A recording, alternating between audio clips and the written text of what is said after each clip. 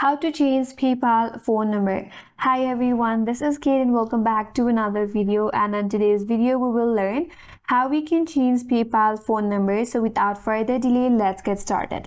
First of all, open up a browser and head towards paypal.com. After that, log in into your account.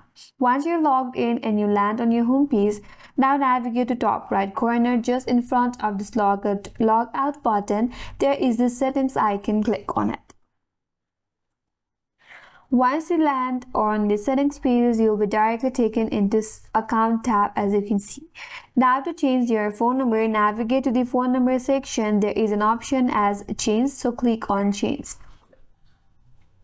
Here it says to change your primary phone number, you will need to add a new one to make that your primary. So first of all, you have to add a new number, make that number your primary number, and later on you can delete your old phone number.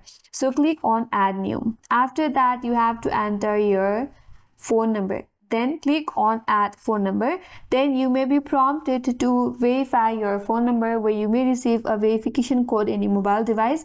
Enter the code, and if you are verified, this new number will be added into your PayPal account. After that, you will have an option to make this number your primary number.